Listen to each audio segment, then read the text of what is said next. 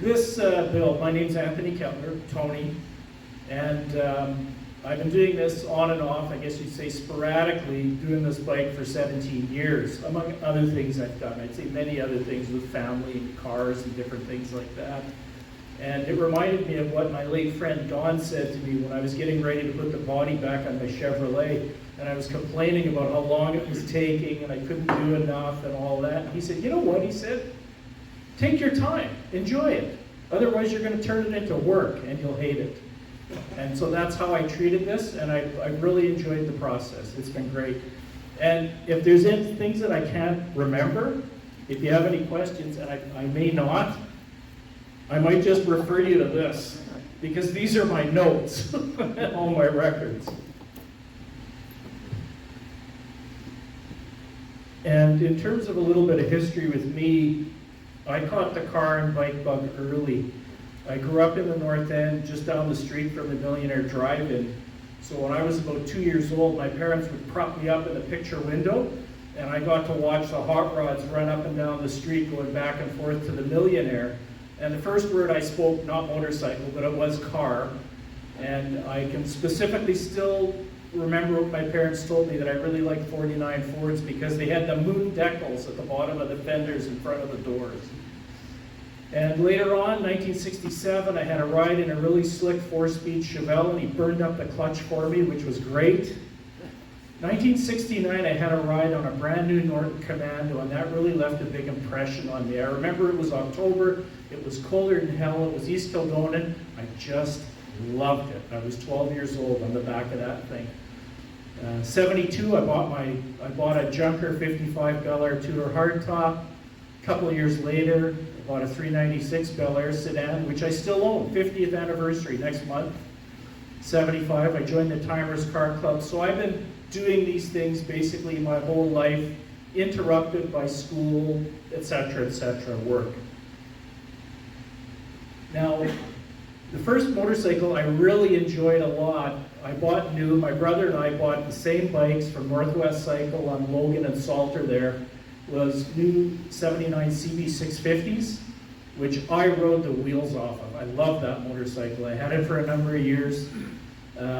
We picked them up on April 28th, we picked them up from Northwest Cycle, and 2 days later we left for Vancouver, not realizing there would be 3 feet of snow in Rogers Pass on the side of the road wearing skimpy little leather motorcycle jackets. What a great lesson to learn for a newbie. I drove it to school, drove it fishing, to work. I would strap my golf clubs on the back of it, go to the golf course. I lived in Regina a long time, so I was going back and forth all the time on that motorcycle. The most memorable trip I took on it was 4 degrees centigrade. It was snowing. I had my yellow rain suit on, looked like a banana going down the highway. No windshield, of course, just laying on the tank. But I borrowed my buddy's electric hunting socks. That was the one thing that maybe saved my toes. It went all the way down to the States, to Lexington, Kentucky on a trip. And I had a girlfriend in Garden City at the time, and I thought it would be nice if we would have a banana split.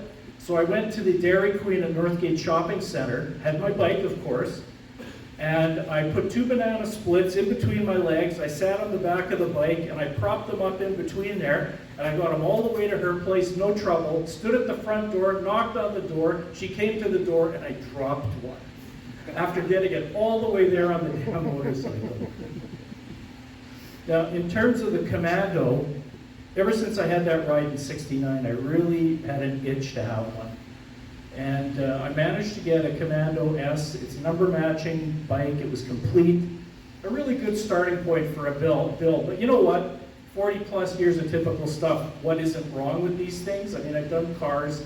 It's just like that. It had the liner in the tank wasn't great. Carburetors weren't great.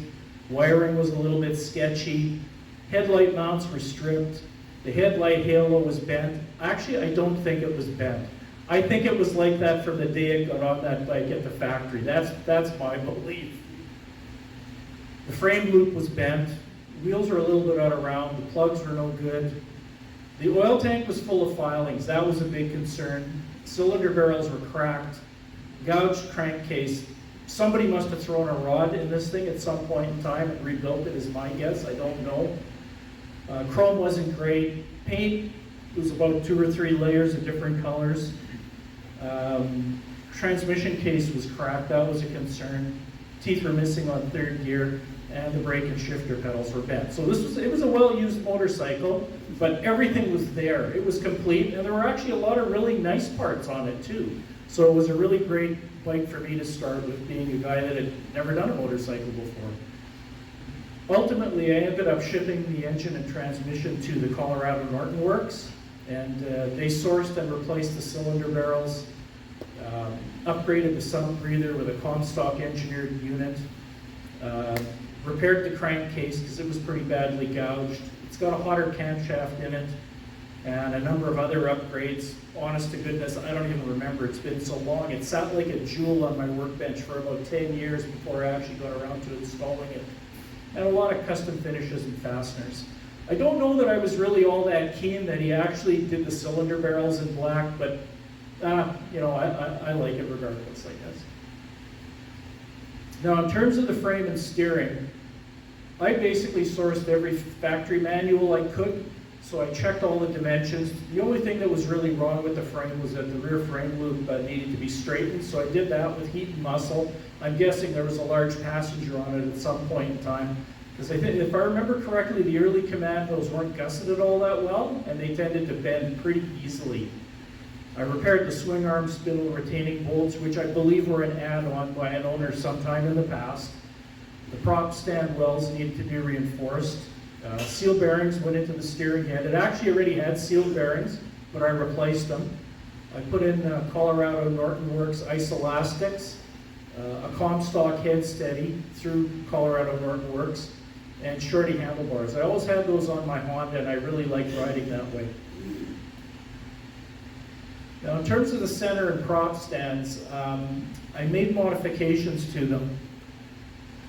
I extended the prop stand, and I fabricated this chunk of metal on the center stand. And the reason I did that, for me, was to avoid the hunt, peck, and dump. I found it really hard to find those stands being on the bike. What really surprised me about this bike was, being a sport bike, is how high I sit in the saddle, and I've got fairly long legs. And I was nervous I was going to dump it. So I'm quite happy with that, although it doesn't look original, in the sense that the center stand easily lifts the bike now when I stand on it. I don't really have to struggle with it. It just pops right up onto the center stand. Wheels and tires, I built an apparatus in my old shop, and I trued the rims to 1/32 of an inch after the original rims had been plated, and the center's polished by the chrome pit. The stainless spokes, rim lock, bearings, and balance weights are from Walrich Motors. The Avon Road Rider tires, tubes, and rim tape are from British Cycle Supply. I've been able to source a lot of parts from both of those companies, and they've been really terrific, really amazing. And the axles are from Colorado Norton Works. In terms of the fuel system, I had the original fiberglass tank, and I went to the trouble of building a case, and I shipped it all the way to Los Angeles to have it lined by GTL. They have a process where they turn the tank into a tumbler, and then they line it with an industrial coating. Well, that was about, I don't know, maybe 10 years ago. And I phoned Mark a couple or 3 years ago, and I asked him how certain he would be that it would survive, given that we now have a good chunk of ethanol in the fuel. And he asked me what I was going to do, and I said, well, I'm only riding it occasionally. He said, well, I can guarantee it if you empty the fuel every time. He said, because when we had it done, I could be confident, but he said, no longer. He said, even if there's just a sprig or two of the fiberglass inside the tank that he wasn't able to coat, there's the possibility of the ethanol wicking and softening the tank. So you know what? I just went ahead and replaced it with a steel tank because I haven't done any of the paint yet. And I'm actually very happy with that choice because, gosh darn it, I could not get that fiberglass tank to fit very well and clear the handlebars, etc. The steel tank is way better. I can't remember exactly. I might have bought that one from Walrich Motors. I rebuilt the ambles, I matched the slides, and I bench tuned the floats. New cables and throttles went on the bike. Aftermarket air cleaner to clean the starter system. I put an electric start in, which I'll show you a little later. Interesting story about that is I was going to source the air cleaner from Matt at Colorado Norton Works, and he said he couldn't provide me one at the time, and the reason being he'd always bought them from K&N. But this is, maybe a typical story for this day and age. He said K&N had been bought by a big conglomerate, and they told him that unless his order was at least $100,000, they just weren't interested.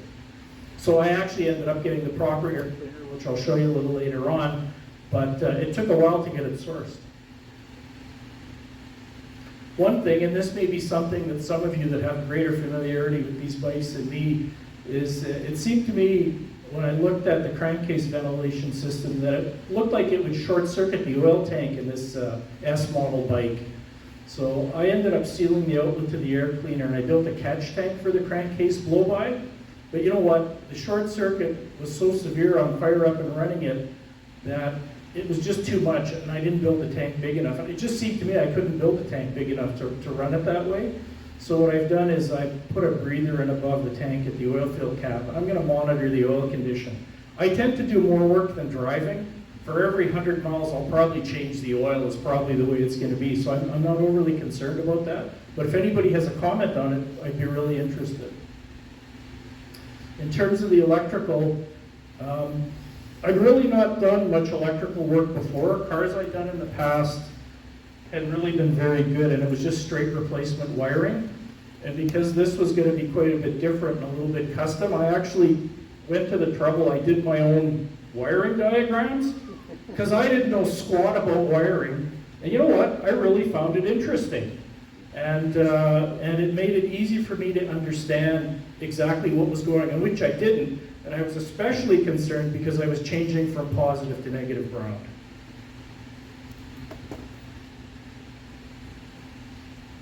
So as I said, I changed to negative earth with dedicated ground wires, and I put in some copper bus bars too, so I didn't have all the wires coming together at one spaghetti piece there. It's got 3-phase power in it, tri-spark ignition, a crank coil. I added turn signals. I don't know how you feel, but I feel people drive a lot faster and more dangerously today than they did when I was doing a lot of my motorcycling. I think the cars are just too doggone comfortable and quiet and powerful. And I felt I needed to put turn signals on. I hated to put them on, but to me it was just a necessity because I do plan on riding the bike a lot, and I do have an LED head and tail lights on it as well because I live in a rural area, and if I am going out at nighttime, I want to make sure that I'm seen. I want to make darn sure of that. One thing about the tail light though, I always bench test my electricals if I can, and I bench tested the tail light, the LED. I had no clue. I'd never owned anything with LED lights. So I did it about like 6 inches in front of my face, and then I hooked up the battery. Man, it just about burned the eyeballs right out of my head. Those suckers are bright. And it's also got a Colorado Norton Works electronic speedometer on it. One thing, when I did get the bike, it actually had excellent instruments on it, but I simplified it. I'm just going with a speedo and no tach. Oh, did I? And no tachometer. That's in homage to my racing hero, Butch Leal. He raced pro stock and he never used a tachometer. One thing I found, and I did, as soon as I started putting the bike together before it was painted, was, not everything's going to fit, particularly aftermarket parts and even some of the factory stuff. So I went to the trouble of building the whole bike before I painted anything. And I took it apart, corrected what I needed to correct, my mistakes, other things that needed to be done, and then I went ahead with paint and putting it together the final time.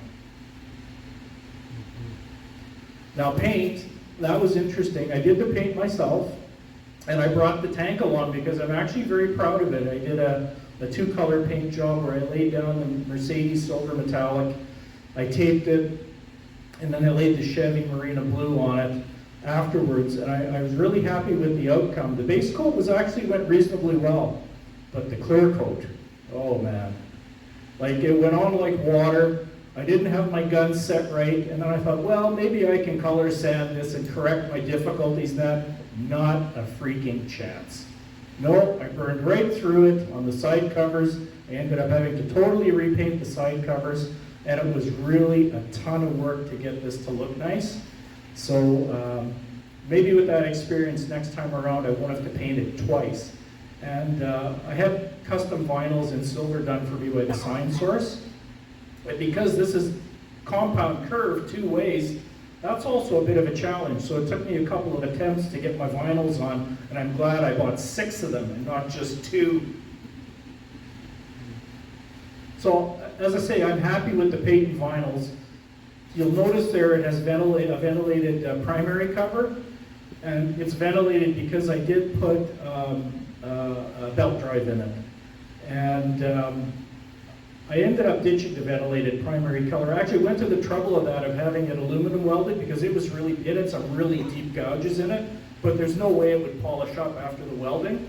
So I ended up painting it. It looks kind of hokey. When I upgraded to a Colorado Norton Works starter, it actually comes with a ventilated inner primary, and I have the nice solid cover, so I was actually able to get rid of that. I thought it was cool initially, but after I looked at it for a while, I just thought it looked ridiculous. So it's gone. And I did the final assembly on what is actually an old Motor Coach Industries welding table. Interesting too, because my first job out of high school, I was punching out bus parts at Motor Coach Industries on St. Matthews. And a buddy of mine happened to get a couple of these tables. I don't even know how he got them. It came in real handy. I built myself the rest of a stand on a plywood so that I was able to work on it fairly easily. I don't have a hydraulic stand for a motorcycle. And I also fabricated myself an engine bracket that would go around the spine of the bike so I could easily use my engine hoist and just put it in. Because I'm generally working alone and there was no way I could wrestle that in myself. The exhaust, I bought my exhaust. I thought, these exhausts are okay, but they're not great. I'll buy a new set, and then they'll be great. Wrong. The fit wasn't that great, so as Mike, the owner of Walridge Motors, told me, he said, in the old days, we used to take broom handles to them and bend them back to where they needed to be. So what I did with mine was, because it's at a connection point, is where I needed to alter it, I cut and welded it to realign the exhaust pipe so the mufflers would sit properly. Now the thing about these exhausts though, with this S upswept exhaust, I didn't realize it at the time, but there really wasn't enough clearance from the yet to install starter kit to the exhaust shields to shield your legs, because the front part of it clamps on with more or less a hose clamp. And there's no way, because there's a bump in the primary for the starter, now there's no damn way I can clamp the stupid shields on for my legs. But you know what, I'm sure this has happened to you. I had an epiphany 2 nights ago. I woke up at 2 in the morning and I thought, you know what? You didn't realize it until now, but there was a reason you bought those stainless steel zip ties a couple of years ago. And so today, I altered the covers so there'd be lips on the inside and then where they connect, so the zip tie couldn't work its way off. I took my cork gasket material and made little pads underneath so I could actually clamp it in there and squeeze it down. And I put 2 of those zip, and it looks way better than it ever did when it had the hose clamps on it, which are kind of unsightly, so you never know. I really was struggling. I didn't know how I was going to do that without those things bouncing around. And the one concern that remains with me, though, is that I imagine this was something that just happened with these bikes. That damn muffler is only 1/8 of an inch from that side cover, and it looks so nice now. I don't even know if I really want to fire up the bike and heat it up and wreck my paint, but we'll find out soon enough. So other ways to spend lots of time, I already talked about the belt drive. I had to fabricate a kickstart puller. I was just getting ready to fire up the bike a year ago, October, and my neighbor, who used to ride a Triumph in his younger days, came over and he got really excited. And I was working on whatever I was working on, not thinking, and Kibo came in and he said, "Oh yeah, these things, I'll show you how to start one of these." And he started wildly jumping on the kickstart. I hadn't tightened it yet.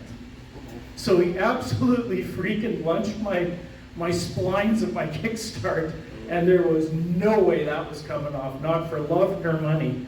So, you know what, again, 2 days fabricating a puller, getting it off, and I was actually able to file everything into nice shape so it actually works properly now. But you know, there's another 10 or 20 hours shot to hell just because something silly happened. Yeah, the ventilated timing cover's gone. I have an electric start kit. I'll show a photo of that. The front fender's actually a custom fender from the Colorado Norton Works. I did bob it to make it a little bit smaller. It only fastens on the forks. There are no stays elsewhere. I bobbed the back fender. I fabricated a custom taillight housing.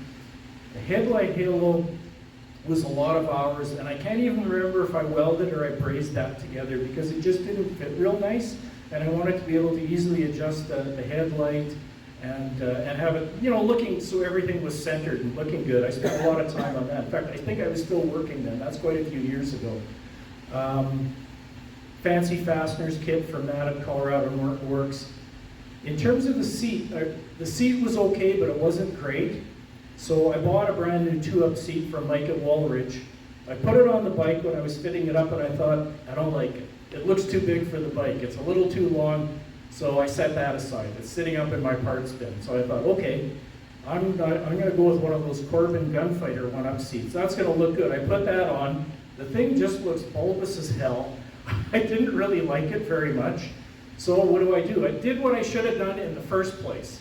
I took apart the original seat, I shortened the seat pan, and I stitched it. Now it happens where I live, there's a tack shop and the lady does leather work and works on saddles. And I'm so proud of it, I took it in to show it to her because I think I did about 600 hand stitches.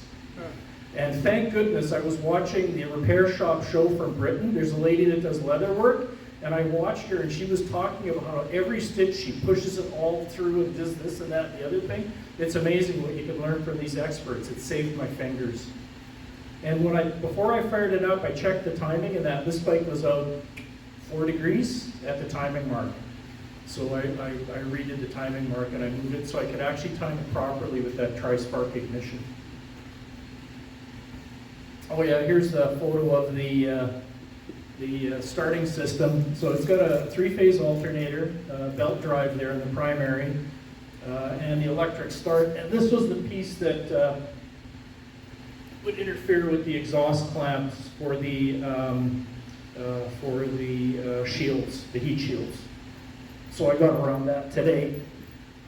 And the reason I did it was I'm not getting any younger. My right knee gets sore sometimes, and I had a hell of a time kickstarting this thing.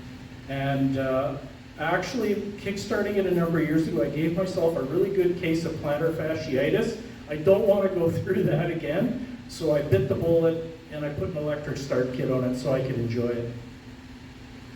And I have to say that I got a lot of mentorship from Matt at Colorado Norton Works. He was very helpful, and in fact, when my wife were on a trip, we dropped by his shop in southwest Colorado near Durango. And he's just a super nice guy, really smart and helpful, answer any question. And the bike shown here is one of his signature builds. I don't remember exactly where it was going, but I think it might have been going to Switzerland. This one was being rehabilitated from one of his previous clients.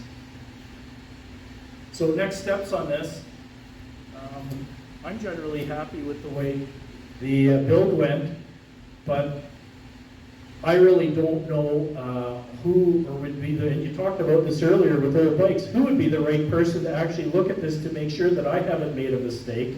I've made mistakes on cars before. That can be a bit embarrassing. I really don't want to make a mistake on a motorcycle. That would be beyond embarrassing, hurt me actually.